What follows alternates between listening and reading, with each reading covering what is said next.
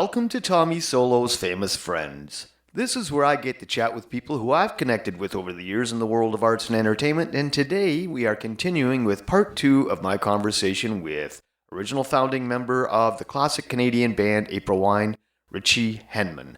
Where we left off in part 1, I had asked Ritchie to clarify for me if he did, in fact, play with the Whackers while he was still a member of April Wine. So here's his response as we continue with part 2 of our conversation.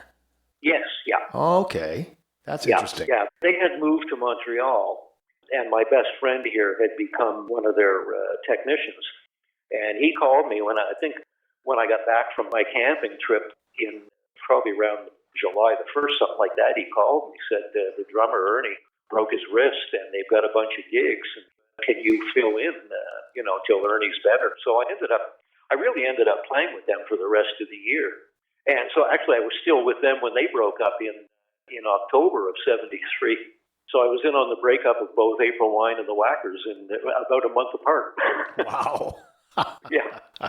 So then at what point does the Dudes happen after April Wine and the Whackers?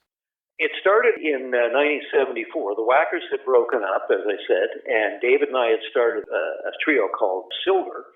And I had become good friends with the Whackers, and both David and the other guy who was with us in Silver, Danny Caesar, our bass player, they became huge Whackers fans. The Whackers music, their songs were just incredible. And so they became huge Whackers fans. So we would get together with them, and I think we may have done a couple of gigs with them, all became friends. And they started this ritual of doing, this would be 1974, probably summer of 74. They started doing these Monday night jam sessions at a country bar in the West End of Montreal for one night a week. They would allow rock bands to come in, but it was either the Whackers or Silver, because there was a new version of the Whackers that had formed. So it was either the Whackers or Silver that would host this Monday night jam, and some nights we'd both be there, both bands, and we'd hang a sign in the window. One night it would be Silver, the next Monday night it might say the Whackers, then the next Monday night it would say the Silver Whackers, and then one night we just put the Beatles on there, just for, But everybody knew what it was all the musicians started coming there because David and I and the Whackers were hosting this Monday night jam, and everybody came there. Frank Marino and Mahogany Rush, Jerry Mercer would come down, Miles would come down and jam with us, and Brian, who was in a band at the time called, I think it might have been Skybo, but I'm not sure. And so Brian started coming down, and Brian Greenway jamming with us, and a lot of other talk about. We would have the horn section from the Villemart Blues Band. We'd always have 2 drum kits set up on stage so that any given time, it might be me and Jerry Mercer playing, or Jerry Mercer and Chris Castle, who was the drummer for Deanna. I'm trying to remember her name now. We're going back almost 50 years. But anyway, all of Montreal's top pop and rock musicians would come down there on Monday night and jam with us. And out of that grew this kind of little clique where Bob Segarini had gotten studio time to record his songs. He was a very prolific songwriter. And we kind of, one by one, all started going down to the recording studio with him. They'd be all-night sessions. And out of that grew Dudes, because we had the guys that were there the most jamming with, recording with Bob were David and I and Brian Greenway and Bob and Cooch, bass player from the Whackers, and Wayne Cullen on drums. Wayne was the drummer in the new version of the Whackers. And Dudes just grew out of that. We decided, let's be a proper band. And that's how Dudes started. From what I understand, the Dudes was originally called All the Young Dudes. That's right. And I get that it was kind of a tribute to the song. Exactly. I understand that the record company wasn't totally on board with that. What happened was, the idea was right from the get-go, was to call ourselves All the Young Dudes, hoping to be sued by Main Man Productions, which was David Bowie's company. We expected them to sue us for using that name, and it was kind of a cheap thing, almost hate to admit it now, but that was the plan. When Main Man sues us, everybody will know who we are, at which point we'll simply change our name to Dudes. So it was planned all along that we would change our name to Dudes, but only after we got everybody's attention by being sued by David Bowie's company. Well, we got a message from David Bowie saying he loved the idea, wished us the best of luck, carry on, boys. Oh, that's hilarious. So there went the lawsuit, so we didn't get that press that we thought we'd get, but it didn't matter because of who was in the band. The media was already paying attention to us big time anyway. It's interesting that situation that you guys contrived is usually what the guys in suits do. Yes. There was a Klaatu, the band Klaatu. Mm-hmm. When an American writer reviewed Klaatu's first album and decided that they must really be the Beatles in disguise, the guys in the band had no idea what was going on. But the record company further instigated and fueled the rumors. And, they made a lot of money off of that BS. But it's interesting to know that you guys had contrived your own little deal and the guys in suits didn't go. And David said, "Here's my blessings." That's amazing. Yeah, that's about it. Normally, they're the guys that would have come up with a marketing notion like that, But yeah, no, that was us just being silly. So I'm curious now, had you ever played in a band with two drummers before the Dudes? And what was that experience like? Yeah, no, I had, no. Well, the Whackers, because even though Ernie had broken his left wrist, he had that in a cast, but he continued to play. I mean, he wasn't going to, just having one wrist in a cast isn't enough to really keep you off the stage, but it'll keep you from doing the proper fills. So basically Ernie would just anchor the thing. So that was my first time playing with two drummers, and boy, is it ever fun. All you drummers out there, if you ever get a chance to do that, what it does is it takes away that, I don't know, I'm not going to use the word stress, but you have to worry about your time. You're the timekeeper in the band. And if you've got two drummers, you don't have to worry about that. That kind of just looks after itself, because between the two of you, the time just, it's just natural. And it really is a lot of fun playing with another drummer, whether you're playing counterpart or whether you're doing, each of you doing the exact same parts. And I had seen one or two other bands in my life that had two drummers, and it always fascinated me. So we were very keen on doing that, Wayne and I. And Wayne and I also became quick friends. We lived very close together, and we started spending all our time together because we had all kind of the same interests. We would go, we had time off. Wayne would come over. I had a rink across the street from my apartment, so we'd go skating, listen to comedy records that we both liked or other albums, and we just started spending all our time together. So we became quite a tight unit, sort of, one drummer, two bodies kind of thing. So I was going to ask you about the two of you being on stage, and I get that one is holding it down and the other's playing the fills. Did you guys script any of that, or was it just all chemistry? It was all chemistry. There was never any plan that, okay, you'll always hold down the beat. No, it was because, there were some songs, as I said, where we both played exactly the same thing all the way through.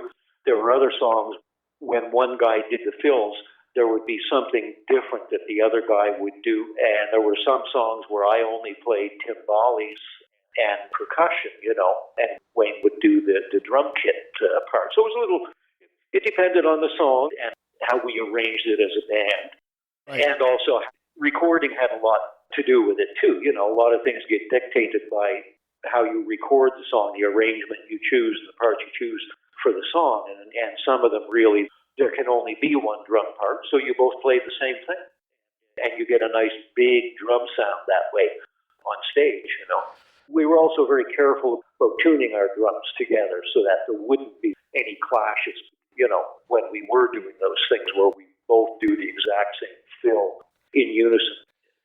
And it's interesting, a lot of people aren't aware, there's been some really big bands, the Rolling Stones, the Doobie Brothers, the Allman Brothers, that played live with two drummers.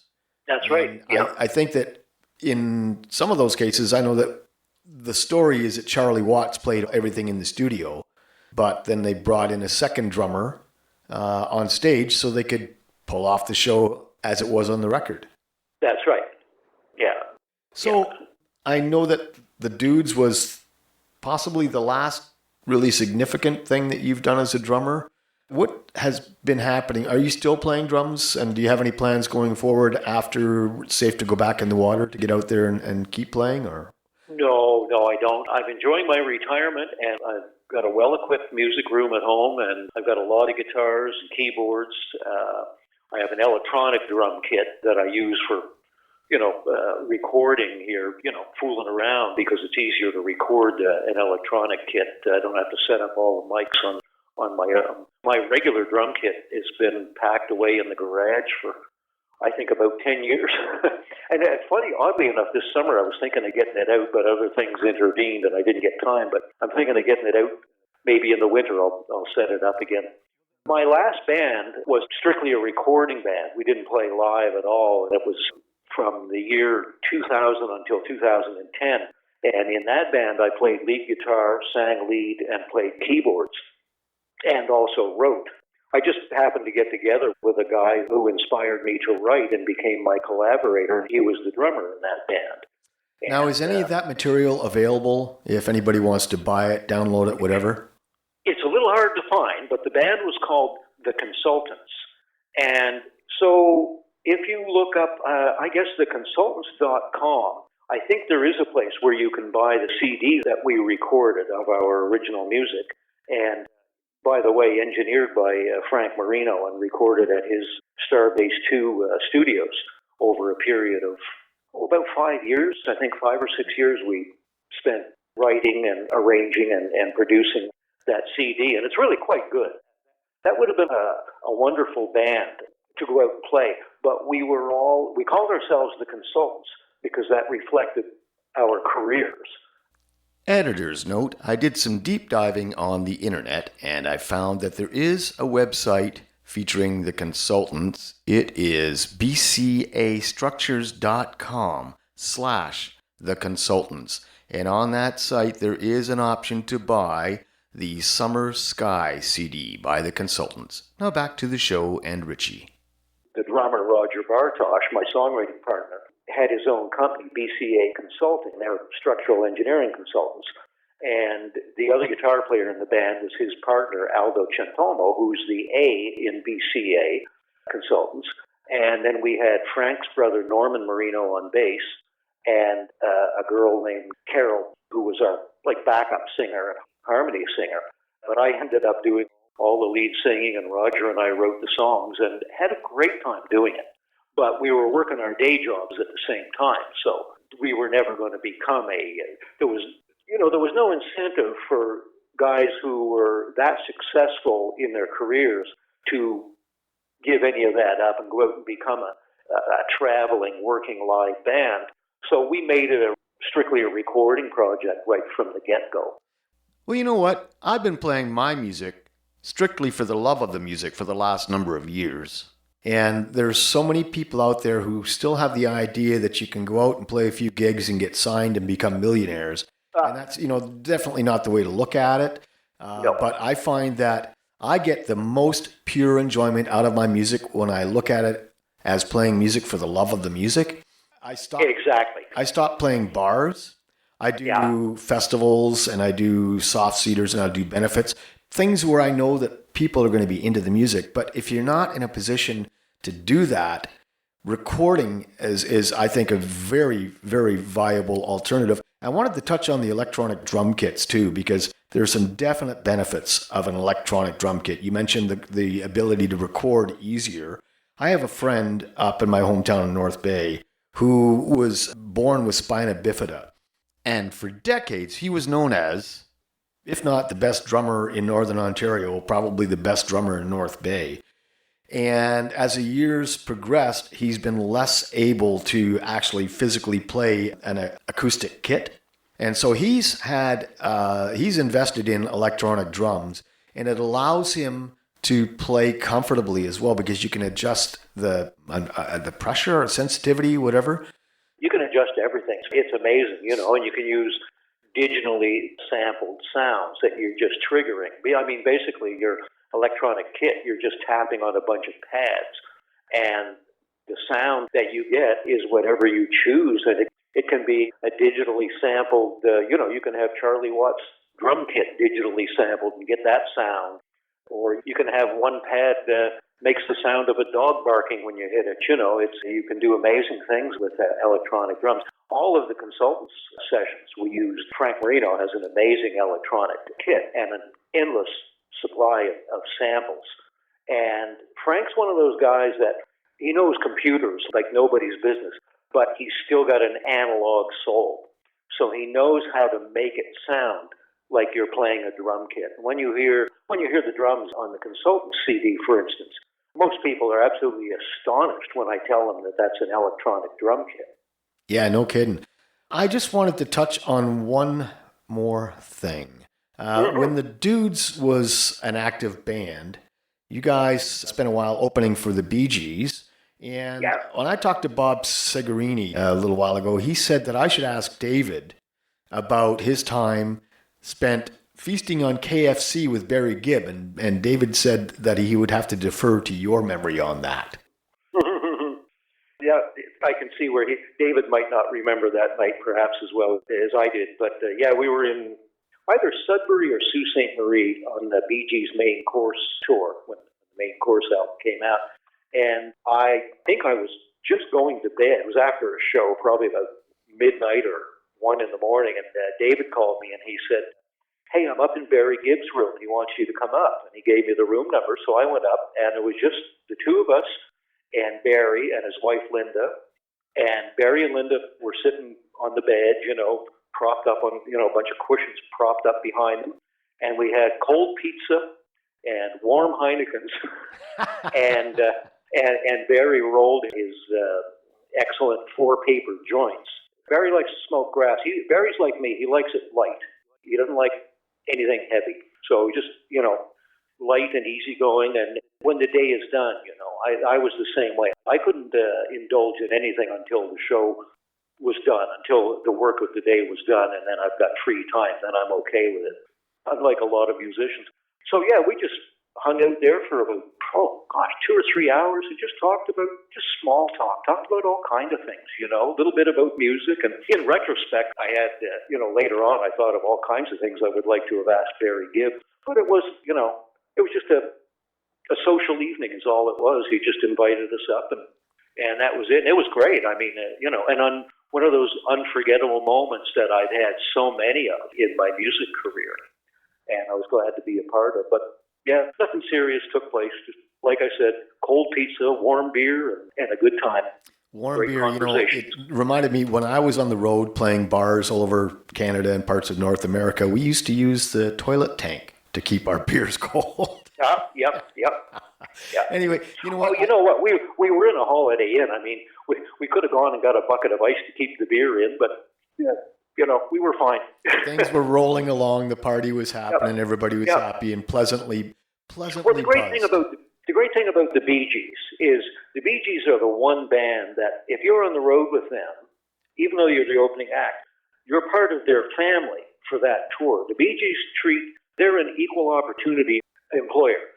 Everybody on a Bee Gees tour gets treated with the same respect as the headliners. They make sure of that. Everybody gets looked after. Everybody gets what they need to do their show. The Bee Gees would never compromise an opening act when it came to sound and lights, which is a very common thing. When you're the opening act, you are, for a big band like that, what you are is you're the last obstacle between the audience and the band that they came and paid all that money to see. And so being the opening act for any star headliner, it can go either way, but you just have to accept that. Yeah, when you're the opening act like that, like Dudes were for the Bee Gees, and we did the same thing in April Wine when we'd open for, some big headliner at the Montreal Forum or Maple Leaf Gardens. You are the last obstacle. The opening act is the last obstacle between that crowd and what they really came there to see, what they paid all that money for. So it's a pretty iffy thing. That kind of thing can go either way. So you've got to be good. And at the same time, in most cases, the headliner certainly doesn't want to be blown off, doesn't want to have an opening act that's going to leave such an impression with the audience that they're going to be a hard act to follow. Well, the Bee Gees, it almost goes without saying, it doesn't matter who opens for the Bee Gees. Nobody can upstage the Bee Gees live. I don't know if you've ever seen them live. It's not possible for anybody to go out and upstage that band. So I think they didn't have to worry about that. On the Bee Gees tour, everybody was an equal player. Opening act, the crew, the guys that drove the buses and the trucks, everybody gets the same treatment on a Bee Gees tour. You're part of the family for that tour. They're incredible guys to work with. And I think that's really smart on their part. As you say, they had confidence in knowing that nobody was going to blow them off the stage, but they also had the common sense to know that it wasn't going to help the show to sabotage the opening act. You know, Ritchie, this has been great. I'm really glad to have met you on air. I don't really have any more questions for you, but what I'd like to do is to give you the last word. And this is your opportunity. If there's something that you personally really feel passionate about, why don't you tell the people what that is? Well, the truth is, I think I can honestly say at the age of 72, I've kind of done just about everything that I'm really passionate about, except for one thing, and that's racing cars. I never got to do that. I really wanted to do that, but that's okay. I did everything else, and more of it than I ever dreamed I could. Getting out on the road, playing with bands like April Wine and Dudes and Cruiser, getting to do those wonderful recording sessions with the consultants and Frank Marino.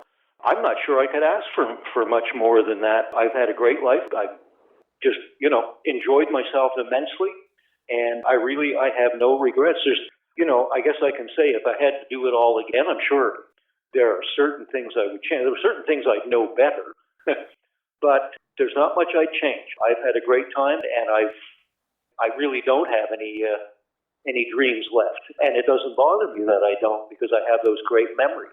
Well, that is awesome. Ritchie, I want to thank you so much for taking the time out of your day to do this with me today. And until next time, cheers. Thank you, Tommy, and keep them smiling out there. We need it now in these, as you say, in these dark times. We all need a smile. Take care. And you as well, Ritchie. All the best to you and yours. Okay, well, that's part 2 of my conversation with Ritchie Henman. Now, to welcome in 2022 with the hope of much better things to come, here is Ritchie on drums with all the young dudes and their song, Silk in Lace, which I think the drums at the beginning may have been inspired by Buddy Holly's Peggy Sue. The Dudes, by the way, was somewhat of a supergroup consisting of Bob Cigarini, Bill Cooch Trochum, Wayne Cullen, who had been in the Whackers together, and then they hooked up with David and Ritchie Henman from April Wine, along with future April Wine guitarist Brian Greenway. Enjoy, and Happy New Year.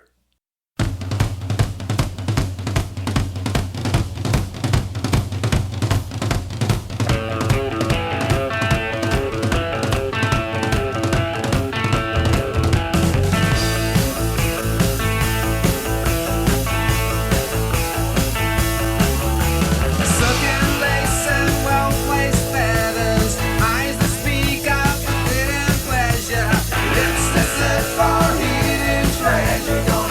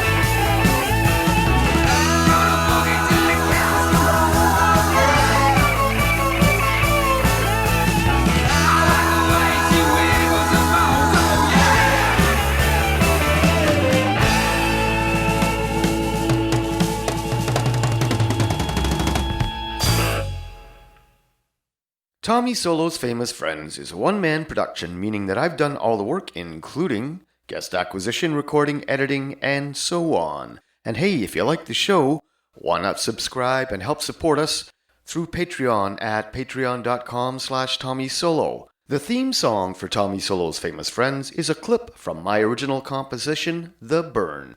All rights reserved. And you can find me on Facebook, Twitter, and Instagram. Thanks for listening, and until next time, cheers.